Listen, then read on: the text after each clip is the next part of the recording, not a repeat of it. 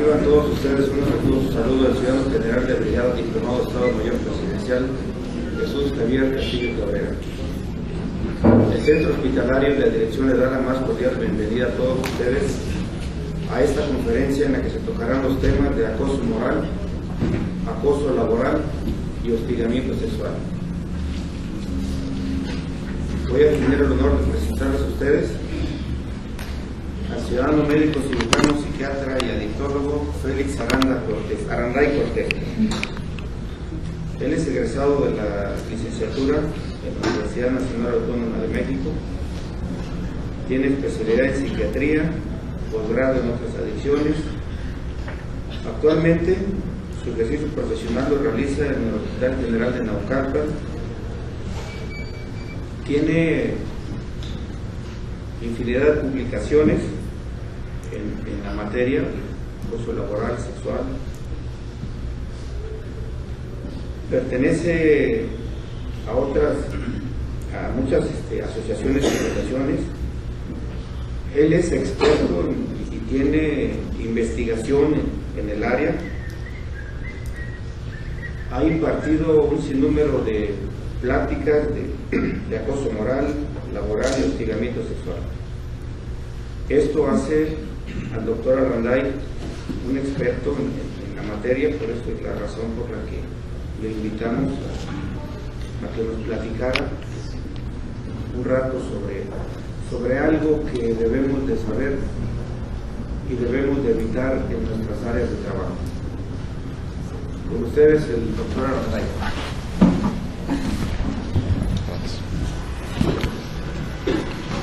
Buenos días.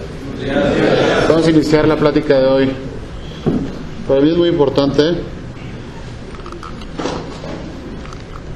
que podamos diferenciar inicialmente cuáles son las conductas agresivas y cuáles son las conductas violentas, porque a partir de aquí vamos a ir concatenando toda la temática que hoy vamos a checar.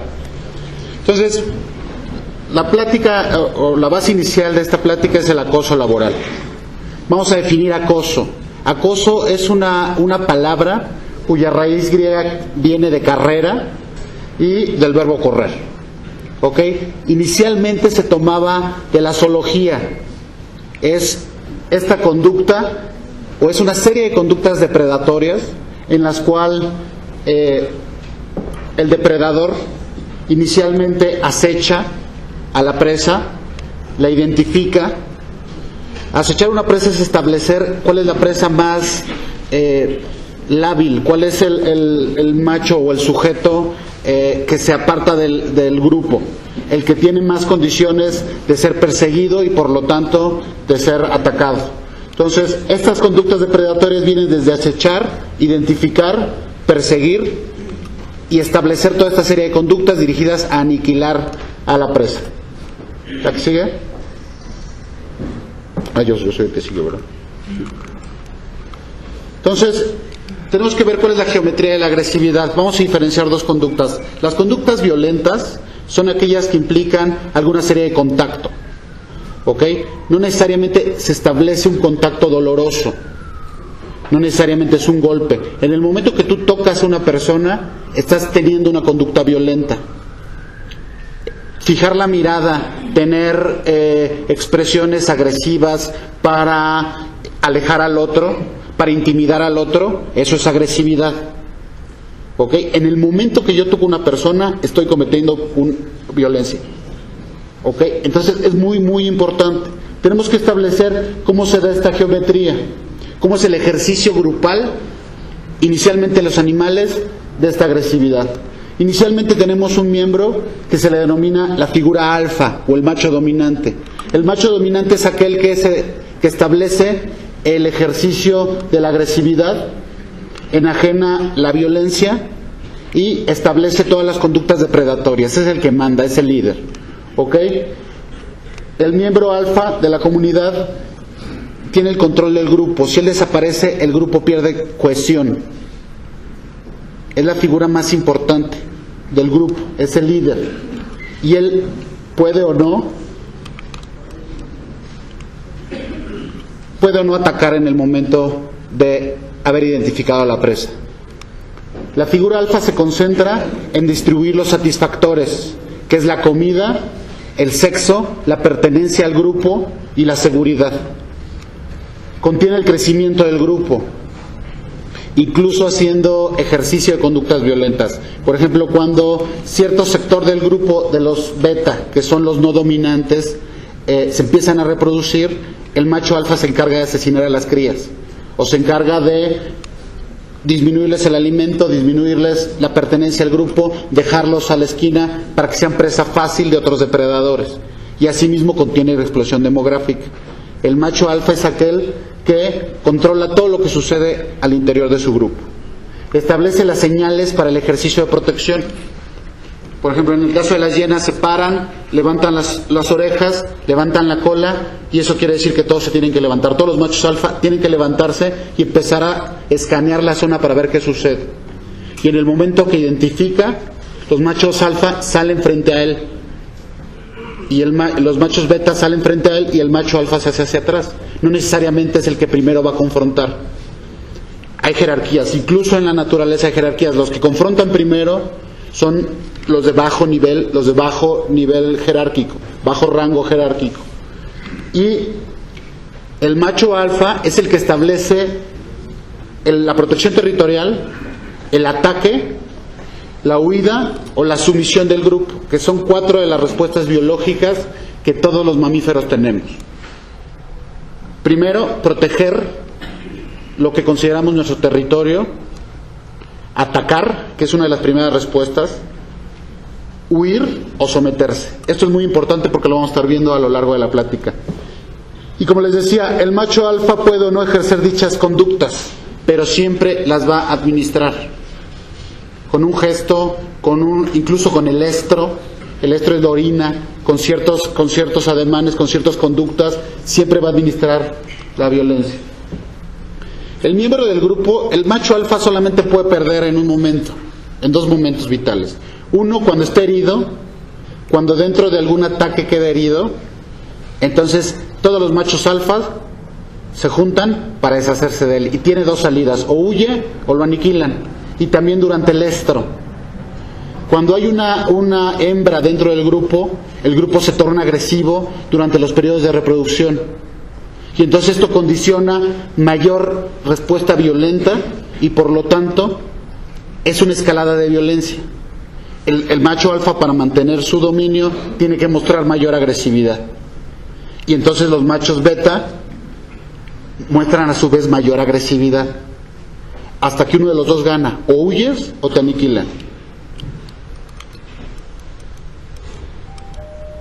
Entonces, lo que acabamos de ver era de los zoólogos norteamericanos. Ellos metían animales en el laboratorio y veían sus conductas.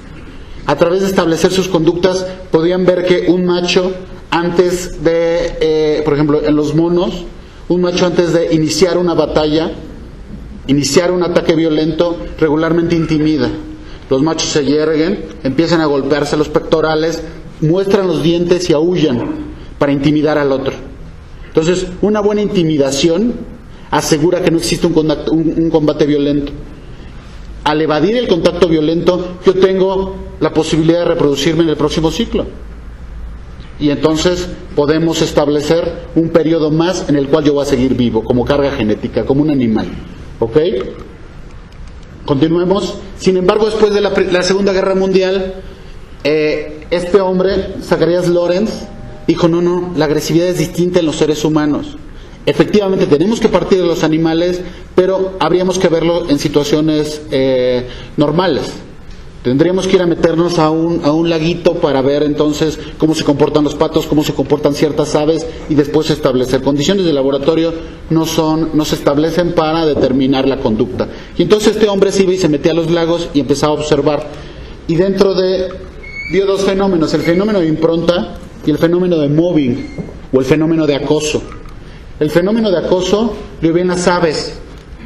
Era una conducta sistematizada, grupal, a través del cual las aves no permitían a otra especie o a una ave distinta del grupo obtener alimento. Sin tocarlo, le arrebataban la comida, cuando iba a punto de cazar lo bloqueaban y entonces impedían que pudiera tocar la presa sin tocarlo. eran ejercicios aéreos de tal precisión que no necesitaban tocarlo. Entonces jamás establecían una conducta violenta y por lo tanto hacían que el ave, que no era miembro del grupo, terminara huyendo. Porque con una delicadeza le quitaban la presa sin tocarlo y se iban. Dejaban que cazara y en el momento que obtenían la presa se la arrebataban. Entonces, sencillamente se iba. Lawrence dejó este término solamente aplicado a los animales. Y en 1976, Brodsky y Lehman, en 1994, fue el primero que estableció esta conducta y la denominó como parte de la conducta de los seres humanos en organizaciones laborales. Pensemos en las aves, cómo son capaces de anularse sin ni siquiera tocarse, solamente arrebatando, bloqueando, ignorando, dejando que se obtenga el logro y después arrebatarlo. Entonces dijo, esta conducta se puede establecer como el fenómeno, como dicho fenómeno, mobbing. ¿Qué sucedió? Porque estos dos hombres, la ONU, a uno de ellos la ONU lo manda a que establezca qué está sucediendo, a que determine cuál es el fenómeno. Y entonces empezaron primero a saber cuál era el caldo de cultivo. ¿Qué es lo que tiene que suceder en una agrupación de seres humanos para que se empiecen a dar las conductas de acoso? Recuerden el principio, acoso es empezar a acechar, identificar y aproximarme para atacar. ¿Ok? Lo que quedaron inicialmente es, este fenómeno se está extendiendo porque se está industrializando el mercado. Cada vez somos más, tenemos que tener las mismas condiciones laborales, se establecen mercados de competencia donde los cuales, por ejemplo, a nuestro país le cuesta mucho trabajo competir con China, que son más, que tienen menores estándares de calidad. Vaya, entonces por lo tal la competencia crece. ¿Ok? Otro factor muy importante que se dieron cuenta es la incorporación de la mujer al mercado laboral. Una vez que la mujer ingresa al mercado laboral porque las condiciones socioeconómicas así lo establecen, los conflictos dentro de las instituciones laborales empiezan a aumentar. Y no es por el hecho que ingrese la mujer por sí mismo, es por el hecho que se empiezan a dar fenómenos de pelea y no hay agresividad más que pueda generar más hostilidad que la que determina la reproducción, que aquella que la determina en los seres humanos la formación de una pareja, por ejemplo. Fulanito ya anduvo con fulanito y entonces perenganito se la va a cobrar al rato. Y esas son facturas que se terminan cobrando, ya sea de manera individual o grupal. Y entonces establecieron que esto era uno de los principales factores socioculturales. Entonces, ¿cuál es el fenómeno? ¿Qué es lo que se empezó a ver? Se empezó a ver que donde había más acoso laboral, las personas eran más proclives a sufrir accidentes. Eran más proclives a ausentarse, a faltar 1, 2, 3 días, enfermarse frecuentemente. Entonces, lo que implicaba para la empresa mayor rotación de personal. La rotación del personal dentro de una empresa es carísima, porque regularmente establece procesos a través del cual se tiene que capacitar al nuevo miembro para que desarrolle la función de otro que ya rotó. ¿Okay? Las personas que estaban sobre acoso laboral eran menos productivas y su trabajo era de menor calidad y disminuía la rentabilidad del capital humano. O sea, el valor de una institución, el valor de una empresa está en su capital humano, no en la infraestructura. Sin el capital humano, sin los seres humanos, la empresa no vale. Ninguna institución vale. Entonces, esto como un capital, esto como un valor de la empresa empezaba a disminuir conforme aumentara el acoso y otras situaciones de agresividad.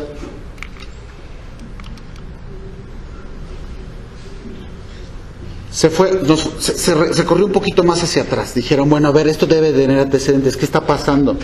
Y entonces se establece una serie de conductas despóticas.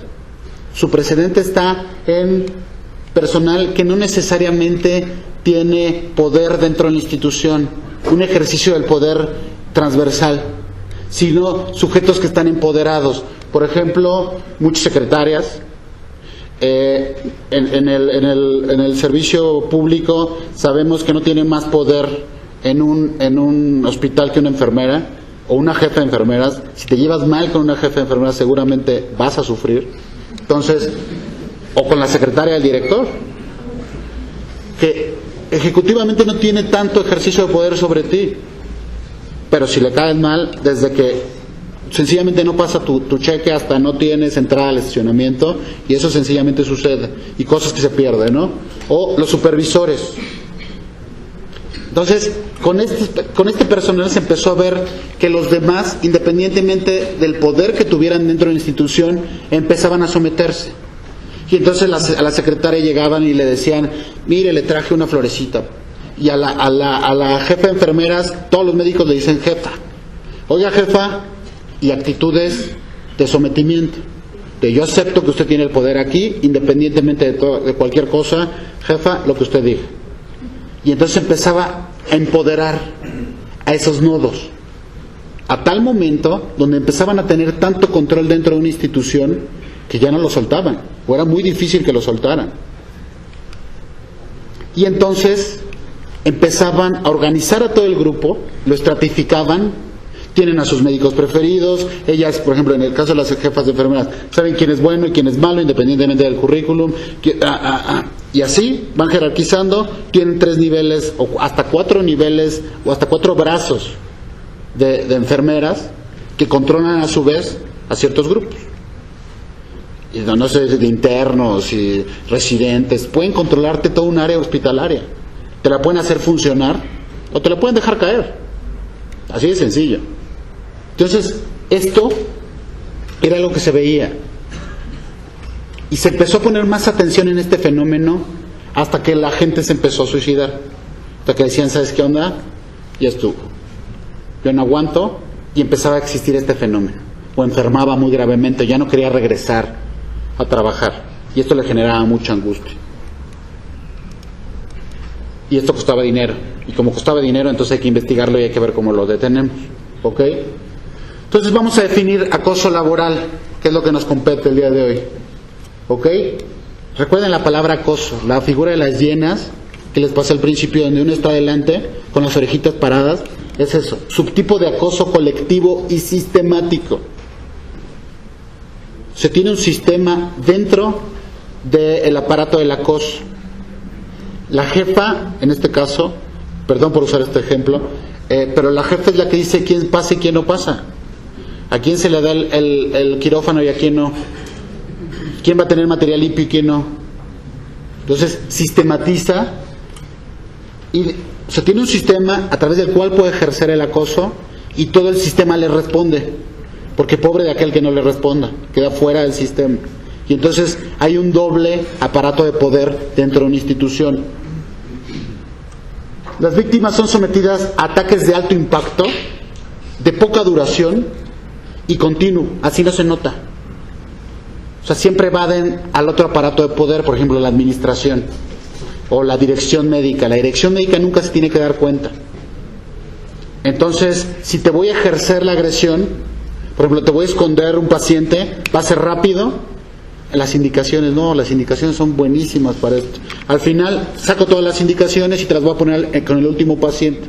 Entonces, en el pase de visita te van a estar fastidiando hasta que llegues al último paciente y van a decir, ay, es que estabas muy dormido y lo dejaste aquí. Este es clásico, es una de las clásicas que te aplican. Ajá, que te esconden al paciente. O sea, el paciente está en cirugía 4 horas porque sencillamente tú no pudiste darte cuenta, no sabías. Ahí te lo dejan. El paciente con frío, tiritando, morado, tú buscando a tu paciente como desesperado. O te esconden piezas quirúrgicas. O sea, por ejemplo, el miembro que se amputó te lo esconden. Y eso es un gran problema. Se te pierde eso y te metes en un problemota. ¿Me explico? O sea, todo ese tipo de acoso es rápido. Y te puede ser asignado a ti, estás distraído, brother, pues es tu responsabilidad. Es algo que tú tienes que solucionar. No es responsabilidad de nadie más, y todos los demás se hacen para atrás y se quedan callados así de, no, pues sí estabas dormido. ¿Ok? Y pueden ser directos o indirectos. Un ataque indirecto, te dejo de hablar. No te digo que te dijeron y que te mandaron decir. o te dejo pasar la pelota. Yo sé que esto podría ser mi función, yo podría detenerte, tal responsabilidad, no me cuesta nada hacerlo, pero la voy a dejar pasar y la voy a olvidar. Y voy a buscar la forma de que tú no te enteres. Eso es un ataque indirecto, por omisión. No te vengo a decir que te dieron una orden. Es mi responsabilidad, pero pues es tu orden. Y al fin y al cabo yo me voy a quedar, pero tú te vas a quedar doble, ¿no?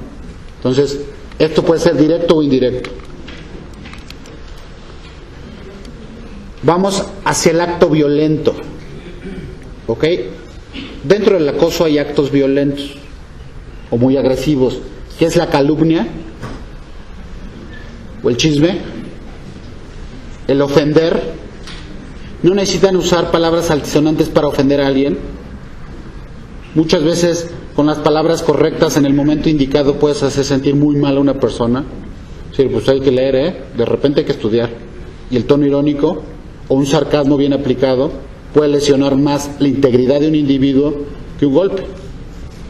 Ridiculizar el ridículo, el dejar en ridículo a alguien, también es una de las situaciones más vergonzosas que existen y que tienen mayor impacto psíquico en las personas. Y congelar, el congelamiento. O sea, el clásico, el fantasma. Sencillamente a ti no te va a pasar nada, tú no existes, eres incapaz y eres transparente. Te voy a congelar. Este es un fenómeno que se da mucho en México, en algunas instituciones. Esto también es muy importante. Este tipo de acoso se apoya en el silencio y la complicidad de los testigos, ¿ok? Quienes también obtienen una ganancia secundaria. ¿Qué quiere decir esto? Al ser yo testigo de este tipo de acoso, lo primero que logro es no estar en la situación del acosado, ¿no? Lo segundo que logro es estar bien con este aparato de poder. Tengo su protección, me van a proteger, o creo que me van a proteger. 3.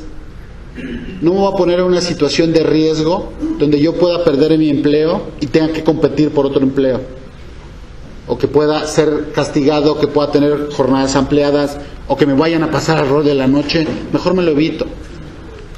Y entonces prefiero guardar silencio.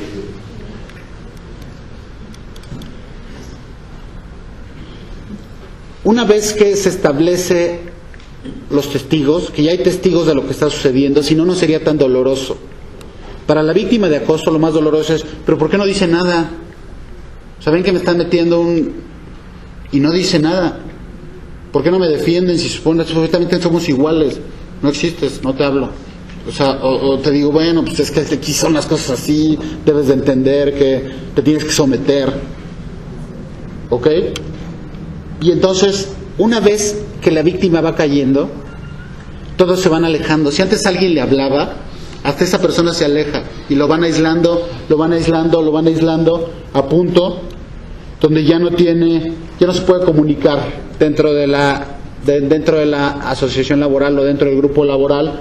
Es incapaz de interactuar con los demás, ya no participa y va disminuyendo poco a poco su potencial. Si antes era un buen elemento, actualmente ya no da pie con bola, porque lo fueron aislando, lo fueron cortando, ¿ok?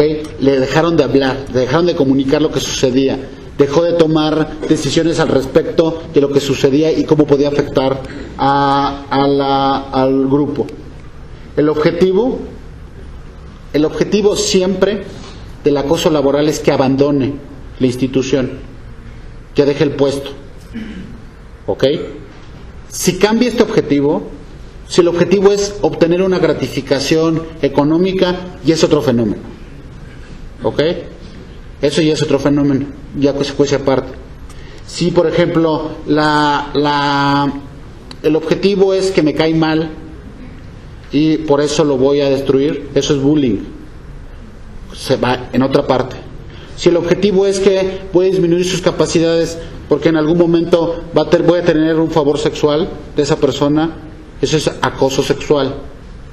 Lo estoy acosando. Pero eso es otra parte que ya está tipificada en lo legal. ¿Ok? Si el fin último del acoso laboral es que se vaya, se establece mobbing.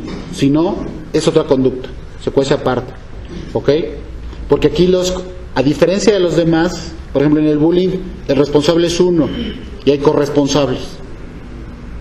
En el acoso sexual es 1 a 1. Entonces, el acosador es el que tiene la pena. En el bullying, ya les dije, es 2, en el acosador es 1, y aquí pues es la institución. Es el grupo el que tiene la pena. ¿Ok? Y entonces se dan distintos tipos de acoso laboral. Depende de quién es el nodo que ejerce el poder. Cuando es el jefe, porque muchas veces el jefe de una institución, el jefe de un organismo, el jefe de un hospital, el director, por ejemplo, en este caso, del hospital, es el que ejerce la agresividad. Y dice, yo quiero el puesto del doctor, no sé cómo le van a hacer, y empieza a ejercitar sus bracitos de poder hacia abajo, pero me lo queman, me lo aíslan. Y entonces por eso la unidad de violencia en Naucalpan está junto al baño y está en el área de urgencias donde no hay ventilación, donde nadie nos pasa a los pacientes, no tenemos asistentes, vaya. Es una serie de conductas que se van generando para aislarte, te mantienen aislado del resto del aparato médico. Tú eres otra cosa. Y entonces, en condiciones donde a las 3 de la tarde ya hace un calor insoportable, es un hospital de concentración donde llegan pacientes al área de urgencias entre 20 y 40 por hora, los familiares que están esperando, entonces esa área empieza a hervir, luego los baños empiezan a despedir unos aromas impresionantes y hay muchísimo ruido en esa área. Entonces, ese ejercicio directo sobre la víctima se llama bossing, viene de boss, que es jefe. El jefe es el que ejercita y empieza a desplegar toda la serie de conductas hacia la víctima. Cuando es cuando es otro igual, por ejemplo, suponiendo, ¿no?, en este caso otro psiquiatra o un colaborador que es la jefa de psicología, empiecen a ejercer acoso sobre mí, no me pasan nuevamente los pacientes, las referencias y las contrarreferencias no se dan, boicotean al paciente, le dicen, no, pues yo creo que usted no debería tomar medicamentos y debería irse con las flores de Bach. Y entonces el que no tome medicamentos al paciente, el no convencimiento es una responsabilidad para mí, el que no me acepten a los pacientes en psicoterapia establece una responsabilidad para mí. Entonces, la agresividad es horizontal, o el acoso se da de manera horizontal. Regularmente, estos están asociados, porque el ejercicio del acoso laboral tampoco es probable si las autoridades están involucradas en el funcionamiento de la agrupación. ¿Ok? Entonces, regularmente esto va así. O yo sé que la jefa tiene más poder, la jefa de enfermeras en el caso de un hospital, y el director dice, yo no me voy a meter con enfermería porque si me paran en el hospital. Entonces les voy a dar una serie de beneficios, objetivos y subjetivos. O sea, les voy a dar mayores horas libres, les voy a permitir que desayunen en sus áreas, aunque no está permitido, pero me voy a hacer de la vista gorda, el clásico, me voy a hacer de la vista gorda, y ellos pueden ejercer el poder. Y entonces hay dos líneas que sobreviven. Y el último, que es el más peligroso para una institución, es cuando se da ascendente. Ese es el tipo de acoso laboral más peligroso para una asociación, una institución, cualquier organismo de la iniciativa privada. Porque en un momento donde existe un poder que puede colapsar a los mandos superiores, la institución en sí misma ya no funciona, ya no es posible, su objetivo ya no es posible, cualquiera que éste sea. Por ejemplo, en nuestro caso es la salud. O sea, cuando ya no te funcionan los camilleros, cuando ya no te funciona enfermería, cuando ya no te funciona el laboratorio, y todos ellos se agrupan, y sencillamente tu objetivo, que es sacar un paciente adelante, no se da, la institución se acabó. Es el más peligroso, porque entonces empieza a generar víctimas colaterales. En este caso es el médico al que iba dirigido el acoso, pero regularmente sí, y el paciente, tú tenías una función, ¿no? Y para acosarte a ti utilizaron un paciente al cual se deterioró su salud. Entonces, este es el más peligroso. ¿Ok? Hasta aquí creo que vamos bien. ¿Por qué es peligroso el acoso laboral para un individuo? El cerebro de los seres humanos no identifica entre una amenaza real y una imaginaria. Yo te puedo estar gritando 24 horas y es lo mismo como si te sometiera a un ataque, a un franco ataque. El cerebro va a reaccionar igual. o está acostumbrado a reaccionar igual. ¿A causa de qué? A causa de que ante un estímulo externo, como es gritar, por ejemplo, si ahorita yo grito, aquí hay fuego, ustedes como son más disciplinados van a salir en orden, ¿ok? Pero por ejemplo, si yo grito en el hospital, hay fuego, todos van a salir disparados. O sea, son dos tipos de respuesta. Si yo grito en el hospital, hay un ataque con armas de fuego, es muy probable que todos salgan corriendo. Muy probablemente aquí tengan disciplina de ataque, no lo sé. O digan, vamos a sacar, no sé cómo son sus actividades, pero van a tener otro tipo de respuesta. Hay diferencias entre los tipos de respuesta, pero porque hay diferencia entre los tipos de estímulo. Por ejemplo, a mí me dicen, alguien dice firmes, y yo volteo así como de...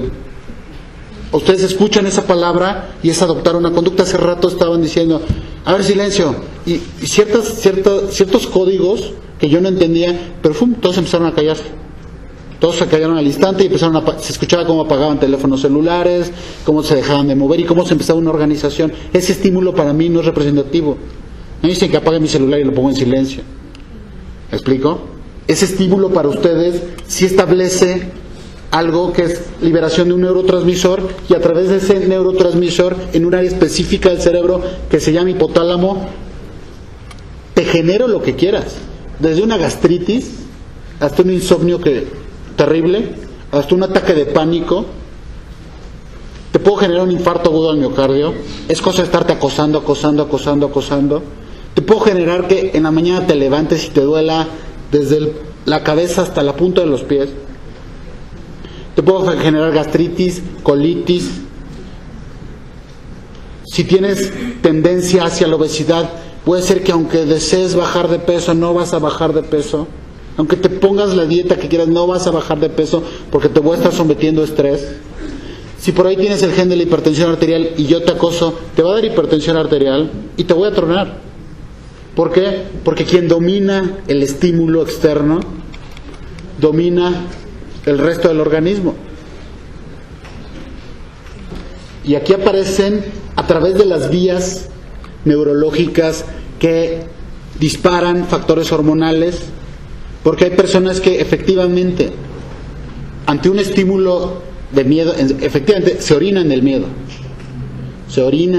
o se mueren de miedo, les da un infarto. Había una actriz que le espantaron y ¡pum!, se murió.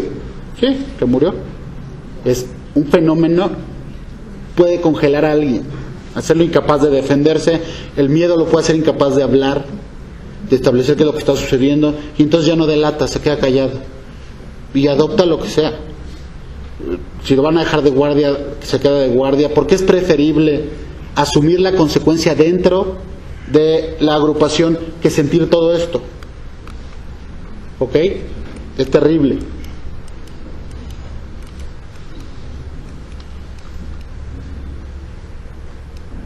Ahí está. Y entonces esto es por la corteza sensorial.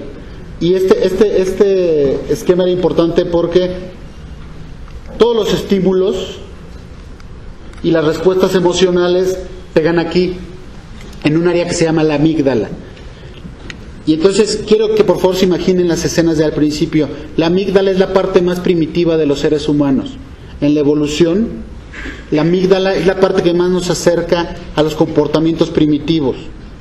Una vez que se da el estímulo en la amígdala, ya se tiene mucho riesgo de establecer conductas violentas. Entonces la persona se desespera y puede haber agresión física.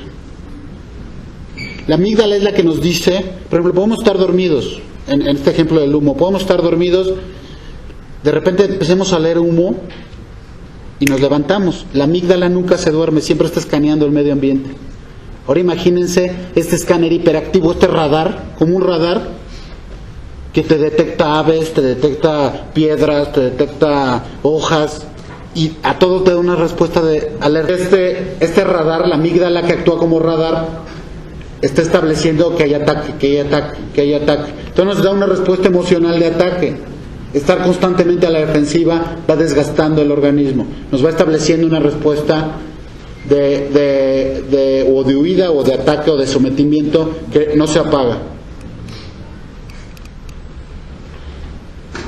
Y empezamos a tener manifestaciones motoras, manifestaciones vagales, una serie de manifestaciones que ya no podemos controlar, que se perpetúan en el tiempo. No hay como la ansiedad para modificar un sistema neurológico.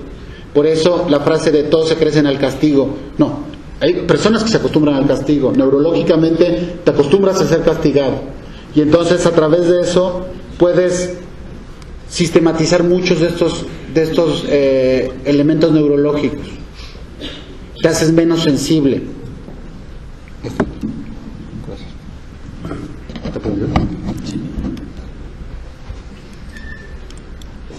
Pero, por ejemplo, si se afecta la ansiedad, disminuye las partes neurológicas que se encargan de atender, concentrarse y aprender. Entonces, esta es una de las principales afecciones. Los núcleos monoaminérgicos, entre otras cosas, se encargan de mantener el sistema en alerta. Y entonces de aquí surgen la mayor parte de las enfermedades cardíacas: hipertensión, aterosclerosis, situaciones que poco a poco van a ir mermando tu calidad de vida. Y así en cada una de estas áreas, por ejemplo, hay una disminución en el gusto.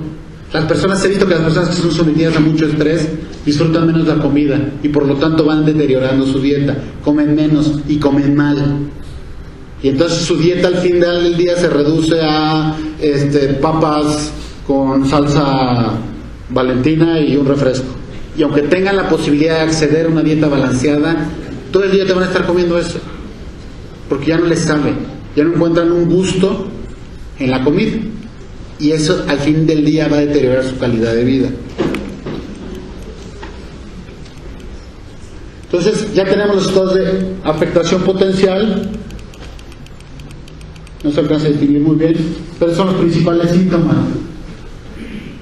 Ahí ya empieza uno a pensar negativamente: ya voy a llegar al trabajo, me van a empezar a fastidiar, seguramente me van a castigar.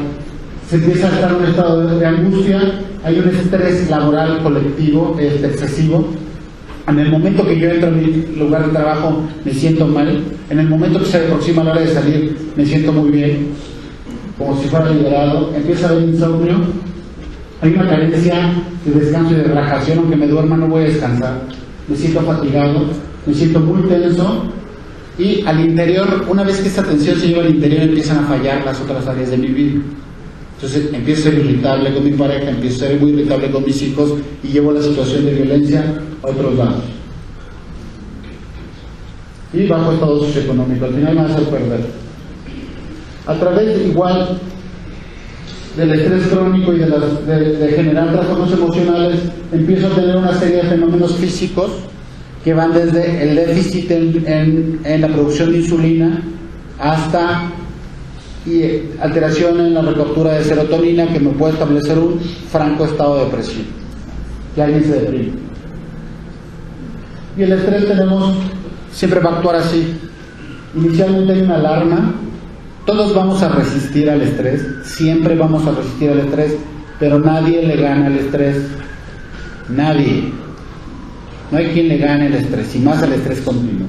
Todos van a terminar agotados ante el estrés.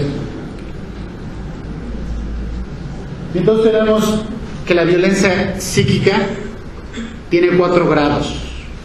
El primer grado es donde la víctima puede llegar a su lugar de trabajo y decir: bueno, pues me están acosando, me están ignorando, se ríe, juega, hace su trabajo, no le dejan hacer su trabajo, abre el periódico, lo dejan castigado y bueno, trata de mediar, puede acudir a una autoridad o no, pero es víctima de acoso laboral. ¿De qué depende esto? Sucedió, bueno, ¿por qué este sujeto resiste y los otros 4 tipos de sujetos no van a resistir? Porque él tenía áreas fuera de conflicto. Por ejemplo, se veía que realizaba una actividad física, la cual era muy satisfactoria, tenía una familia regularmente integrada, sentía muchísimo más placer o vitalidad en ver a sus hijos en un desfile o algo así, que en su área laboral, o la tenía equilibrada, o sabía para qué trabajaba, sabía cuál era el objetivo de trabajar, en este caso su familia, tenía amigos, no iba al trabajo a hacer amigos, tenía esa concepción: yo vengo al trabajo a hacer billetes. Afuera yo tengo mis amigos, tengo mis áreas libres, tengo mis cuates, y yo con ellos no compito, en mi trabajo es un área de competencia. Entonces se empezó a hacer una lista de todos los factores protectores: el ejercicio, áreas libres de conflicto, tenían excelentes dietas, no comían cuando estaban en el hospital, pero salían y su mujer ya los esperaba con la mesa puesta y velas, ya saben, ¿no? Todo eso. Pero bueno, al fin y al cabo resistían.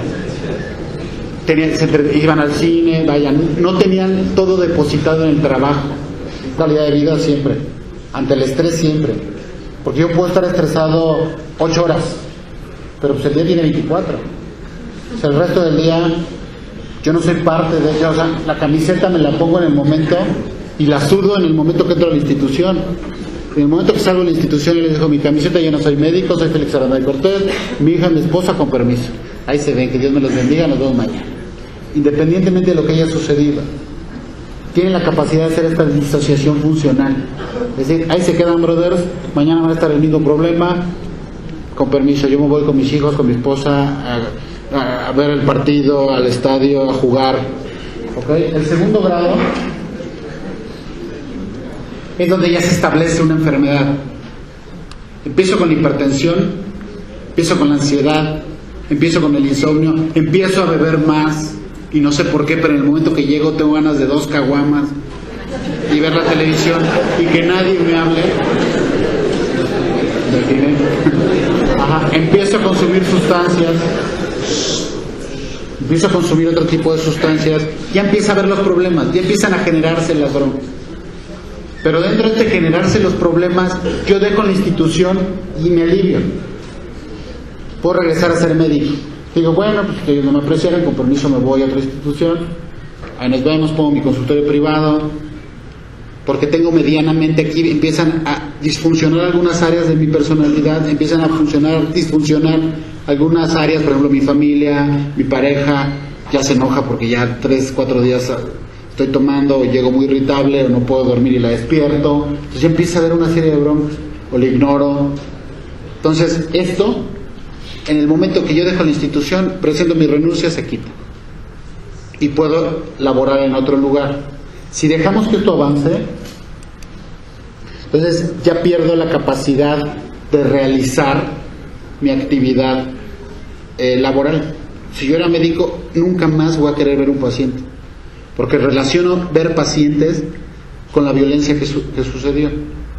Entonces, como ya lo asigné, ya lo introyecté, se dice, ya lo odio a los pacientes, los empiezo a tratar mal, entonces me voy deteriorando profesionalmente, colectivamente, y entonces o me expulsan o reviento. Pero el truene ya establece el funcionamiento psíquico, y hay un daño neurológico, por decirlo así, y hay una alteración neurológica, y aparte hipertensión, diabetes, colitis, gastritis, artritis, todo lo que termine en itis voy a terminar teniéndolo, porque son mediadores inflamatorios. ¿Se fijaron? Todo empieza por inflamación. Ya tengo un infarto, ya me empezó a dar angina de pecho, y ese cuando digo, es que no lo valía, algo me dice que no lo valía, pero tenía que resistir y permanecí mucho tiempo, ¡pum! Y el último grado es donde ya se da un suicidio, donde la víctima se siente tan anulada que decide quitarse la vida. Este fenómeno se empezó a estudiar seriamente porque dentro de cierto tipo de instituciones aumentaban el índice de suicidio. ¿Ok? ¿Cuál es el abordaje? El abordaje puede ser psicológico, médico, jurídico e incluso hasta sindical, grupal. ¿Ok? El punto inicial es lo que están haciendo aquí, el acceso a la información. Si yo no sé que este fenómeno existe dentro de las agrupaciones humanas, lo desconozco y entonces no sé que lo tengo, o no sé que estoy siendo víctima de eso. En ciertas instituciones, por ejemplo, como hay 3 instituciones donde esto es hay una alta prevalencia. Uno es la religiosa. Dentro de las instituciones religiosas se da mucho el acoso laboral.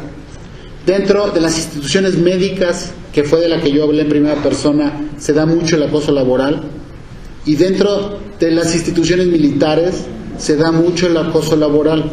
Ahora asumen una institución laboral y una institución médica, se triplican las prevalencias, porque son dos formaciones a través de las cuales consideramos que acosar a otra persona se vale, es para seguir la disciplina, y no es un ejercicio del poder con una ganancia secundaria. Si yo ejerzo disciplina y no gano nada, más que todo esté en orden y cumplir una indicación, pues mi ganancia es cumplir la indicación en sí misma, yo no tengo ganancia. Ahí es cuando se empieza a distinguir las conductas. Si yo te estoy acosando para que te corran y logro que te corran, entonces ahí hay una ganancia secundaria. Eso no fue ejercicio de la disciplina, brother, te pasaste. Y entonces tienes una responsabilidad. Las responsabilidades son jurídicas, en este caso. Ya se puede establecer a través de ciertos mecanismos clínicos quién es víctima o no de acoso laboral. Se hacen peritajes a través de los cuales no tan solo se checa a la víctima, sino se puede hacer un peritaje a la institución. Y se pueden seguir las líneas de poder, porque las líneas del poder dicen que el amor y el dinero no se pueden esconder. Pues el poder dentro de una institución no se puede esconder, por más que se haga hacia atrás, por más que empiece a aventar a las personas hacia adelante y trate de cubrirse, siempre vas a llegar al nodo que ejecuta el poder. La mano que mece la cuna, por ahí dicen. Siempre vas a dar con ellos. No se puede esconder porque va dejando huellas. Y esas huellas te llevan a quien está ejerciendo el poder. El abordaje médico muchas veces tiene que ser multidisciplinario. Porque una gastritis que ya lleva dieta, que sencillamente alguien se está cuidando, se hace úlcera y después empieza a herniar, pues hay que ver los factores. Y si esta persona no me está respondiendo a medicamento, pues entonces hay que llevarlo. Hay que investigar. Entonces, ese abordaje médico aislado, sin el resto de los abordajes, me va a dar problemas. Y bueno, por ejemplo, sindicatos. Tienen sus pros y sus contras. Pero lo que se refiere más que nada es a generar grupos libres de conflicto dentro de las instituciones. Y entonces es aquí cuando las autoridades empiezan a evaluar y a mover. ¿Saben quién es el nodo? Que ya se le está sumando, y entonces sencillamente te voy a hacer un cambio lateral, te voy a dejar en otra posición, y en lugar de estar rotando el personal intermedio, empiezan a rotar al nodo de poder, al líder, al macho alfa. Lo rotan hasta que lo desempoderan, y esto es una de las estrategias. Por ejemplo, cuando es acoso lateral, lo separan como niños chiquitos. Cuando es acoso que va de la base hacia la parte superior, lo que haces es mejorar las condiciones de trabajo, mejorar los mecanismos y mejorar la disciplina. Hay que determinar bien cuáles son las consecuencias del acoso laboral para empezarlo a determinar. Me sumaron un pequeño tema, voy a hablar de él de ahorita. Entonces hacemos un corte en acoso laboral y al final les respondo algunas dudas. Acoso sexual. Vamos a regresar a las primeras diapositivas. Es el mismo mecanismo. Acoso es el mismo mecanismo. Te voy a empezar a perseguir, te voy a corretear. Pero aquí la ganancia es un satisfactor sexual porque me gustas. O no me gustas porque eres mujer, porque eres hombre. O hombres entre hombres, mujeres entre mujeres. O sea, el acoso homosexual se da. El acoso entre mujeres se da, que es homosexual y homosexual masculino, ¿ok? Se da. Pero entonces te identifico, me gustas, te quiero para mí, te voy a hacer mío, y entonces empiezo a ejercer una serie de conductas de móvil, pero que no van a terminar en tu destrucción, van a terminar en mi gratificación sexual. No te voy a tocar, porque en el momento en que te toco, pasa la conducta, eso ya es violencia sexual. En el momento que te intimido, te puedo hacer una broma y decirte, ay, qué bonito te ves, doctora, y empezarte a acosar, ya no lo disfruto. O hacer otra serie de señalamientos, ya no lo estoy disfrutando, esto ya es parte de un acoso. En el momento que te toco es violencia sexual, tipificada internacionalmente. Pero si tú vienes por sumisión, hombre o mujer, y entonces te sometes a tener una experiencia sexual, una gratificación sexual o a tener relaciones sexuales, entonces eso es acoso, porque tú solito veniste alrededor de todo el fastidio que te puse. Hostigamiento también se llama, algunos traductores, sobre todo españoles, europeos, lo traducen como hostigamiento. Hostigar es lo mismo, acosar. Entonces tú por tu voluntad vienes fuera del área laboral, tengo mi gratificación sexual, y dentro del área laboral yo te voy a dejar de acosar, entonces puedes seguir con tu vida. Sí soy claro. En uno la gratificación es primaria, secundaria. O sea, voy a tener una gratificación secundaria de que te vayas.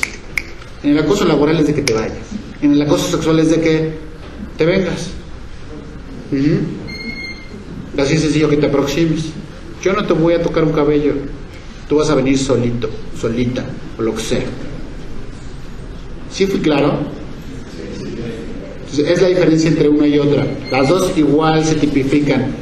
El acoso sexual actualmente, sobre todo en el Distrito Federal, tiene muchísimo más legislación, ya está más legislado, ya se puede identificar de una forma primaria porque previene delitos sexuales. Porque a diferencia del otro, donde el acoso laboral, yo no tengo prisa. O sea, yo puedo estar aquí 3 años, 10 años, 15 años con mi base, fastidiándote el tiempo que tú aguantes. Yo no tengo prisa, yo tengo el poder. A diferencia en el acoso sexual, yo sí tengo prisa, ya me urge. Entonces, ese sí da paso a delitos sexuales. Entonces, como yo no me puedo esperar, porque ya me anda, entonces puedo agredirte. Entonces, por eso el acoso sexual inicialmente ya está tipificado. En el momento que se establece una conducta de acoso sexual, se puede separar a la víctima y establecer una sanción jurídica. ¿Ok? Se tiene que denunciar. ¿Estamos claros? Cualquier situación de acoso sexual es cuestiones de género que impliquen bonito, bonita, que dentro de un área laboral como que no tiene que ver que me vea bonito, bonita para trabajar, ¿no? Doctor, por favor, concéntrese. Es que no me puedo concentrar con ese escote, que es algo que se dice siempre en los quirófanos. Pues últimamente a este le vale mi escote, ¿no? Concéntrese. Me explico, toda esa serie de conductas que establecen una diferencia de género, hombre-mujer, homosexual, ya sea masculino o femenino, establecen violencia de género y por lo tanto son conductas que se tipifican como acoso. ¿Ok? Y si tienen alguna duda, para servirles. Sí. Bueno, yo tengo dos interrogantes. La primera es, ¿los poderes fácticos dentro de las organizaciones son necesarios para los poderes formales? No necesariamente. Le voy a decir por qué. Muchas veces los poderes fácticos, si no son administrados, terminan por morder al dueño del perro. Siempre. Siempre. Nadie puede tampoco con ellos, porque crecen, se agrupan, tienen ellos no tienen legislación. Yo no tengo que seguir ninguna norma oficial mexicana para fastidiar al de arriba, al de al lado. Soy un poder y me voy a establecer como tal. Me la puedo jugar por la buena, por la mala, por la limpia y por la sucia. Entonces, nadie los puede controlar. Al fin del día nadie los va a poder controlar, porque tienen un mejor postor. Siempre va a haber quien les dé mejores condiciones laborales. Siempre. Tener que se empiecen, y aparte se empiezan a agrupar. Y se hacen grandes, se hacen grandes, se hacen grandes. Al final nos tumban. Nos tumban cualquier administración, por más humana que sea. Entonces, nadie puede. En una organización que tiene un objetivo, en una institución que tiene un objetivo único, empezar a acariciar este tipo de poderes va a terminar siendo contraproducente. Les decía el caso del IMSS. En el caso del IMSS se unieron enfermeras con camilleros y personal de laboratorio. Si te frenan esas 3 áreas, ¿qué demonios haces? No hay forma de tratar a un paciente. ¿Quién te lo va a pasar? ¿Te lo va a echar al lomo y te lo vas a cargar? Se empezaron a asociar y colapsaron grandes institutos que ahorita están en crisis. Y a ver, muéveme, porque entonces ya me sindicalicé.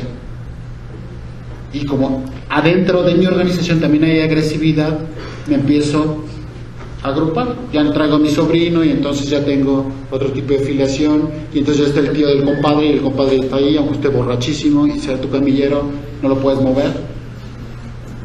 Porque empiezan a gremiarse, era la palabra que se me fue. Se empieza a gremiar, y una vez que se establecen como gremio, ya dan otro tipo de conductas violentas, pero no son necesarias. Desgraciadamente, en los países latinoamericanos tenemos ese mal, creemos que el mal es necesario, es un mal necesario. No, al final del día nadie puede contra estos poderes. Bueno, y la otra es, vimos los grados, ¿no? Las consecuencias del bullying. En el cuarto grado vimos que la víctima se dio, ¿sí? Se suicidó. O tú puedes tener una consecuencia, por fin. Pero no puede ser lo contrario, que actúe agresivamente en contra de tu agresor. Eso se ve más en que faltaron algunos factores socioeconómicos, pero entre menor grado de escolaridad se tenga, o entre más haya sufrido el bullying, el mobbing, tienes más dificultades de tener conductas agresivas, porque estableces inicialmente el funcionamiento de sometimiento. Los latinos, algunas regiones de Europa, por su educación tendemos más a someternos. Entonces son pocas las veces donde se atenta contra una autoridad, porque existe todo un ejercicio de poder que no te va a dejar llegar a siquiera que levantes la mano, porque sí establecen conductas agresivas o violentas y te anulan. En Latinoamérica no se da. Por ejemplo, en Estados Unidos se ha visto que después del bullying se tienen ya conductas contraagresivas. Te voy a contraagredir y voy a destruir la institución, destruyéndome a mí mismo. Aquí en Latinoamérica son pocos los casos. Se ha dado acción o a enfermar o infartarse de una manera digna que a agredir al ejercicio del poder, porque es demasiado peso sobre un individuo que tiene un nivel tan bajo.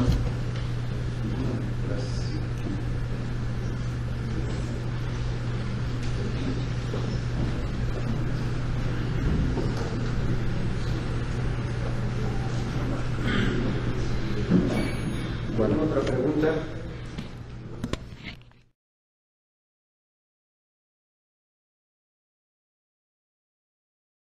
Investigación en el área. Ha impartido un sinnúmero de pláticas de acoso moral, laboral y hostigamiento sexual.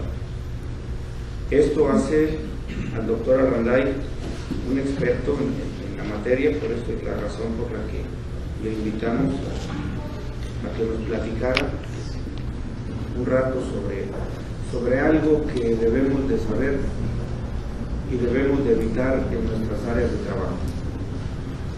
Con ustedes, el doctor Arranday.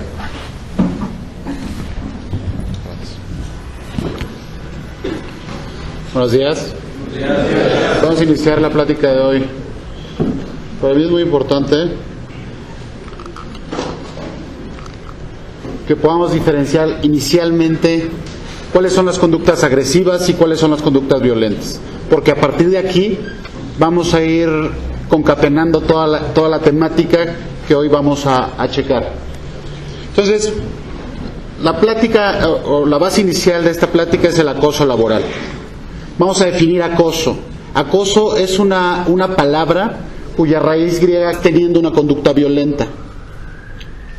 Fijar la mirada, tener expresiones agresivas para alejar al otro, para intimidar al otro, eso es agresividad. ¿Ok? En el momento que yo toco a una persona, estoy cometiendo violencia. ¿Ok? Entonces es muy, muy importante.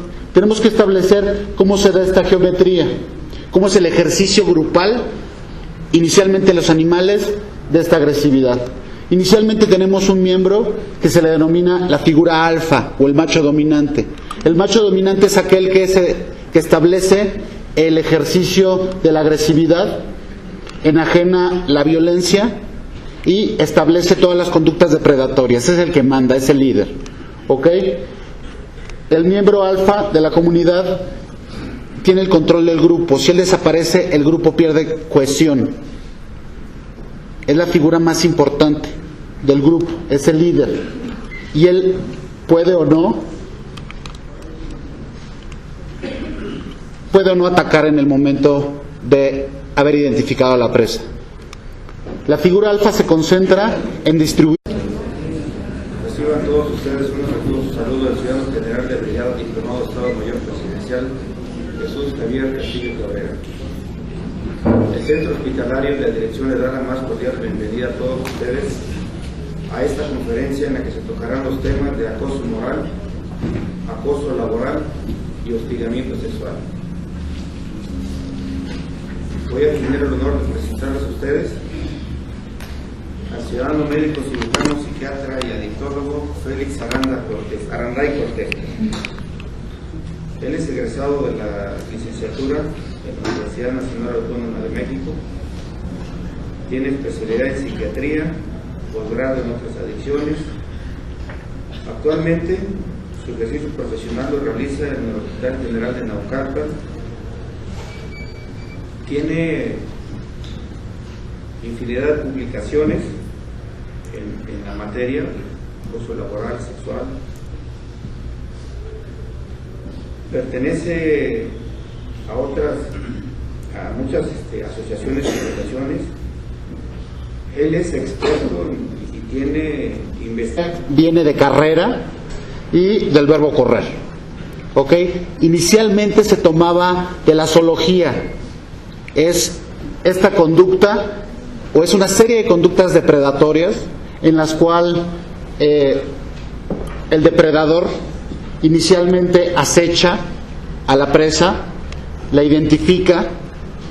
Acechar una presa es establecer cuál es la presa más lábil, cuál es el macho o el sujeto que se aparta del grupo, el que tiene más condiciones de ser perseguido y por lo tanto de ser atacado. Entonces, estas conductas depredatorias vienen desde acechar, identificar, perseguir y establecer toda esta serie de conductas dirigidas a aniquilar a la presa. ¿La que sigue? Yo soy el que sigue, ¿verdad?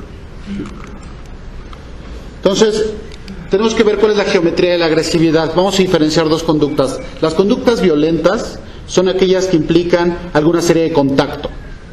¿Ok? No necesariamente se establece un contacto doloroso. No necesariamente es un golpe. En el momento que tú tocas a una persona, estás viendo los satisfactores, que es la comida, el sexo, la pertenencia al grupo y la seguridad. Contiene el crecimiento del grupo, incluso haciendo ejercicio de conductas violentas. Por ejemplo, cuando cierto sector del grupo de los beta, que son los no dominantes, se empiezan a reproducir, el macho alfa se encarga de asesinar a las crías, o se encarga de disminuirles el alimento, disminuirles la pertenencia al grupo, dejarlos a la esquina para que sean presa fácil de otros depredadores. Y asimismo contiene la explosión demográfica. El macho alfa es aquel que controla todo lo que sucede al interior de su grupo. Establece las señales para el ejercicio de protección. Por ejemplo, en el caso de las hienas se paran, levantan las orejas, levantan la cola, y eso quiere decir que todos se tienen que levantar. Todos los machos alfa tienen que levantarse y empezar a escanear la zona para ver qué sucede. Y en el momento que identifica, los machos alfa salen frente a él.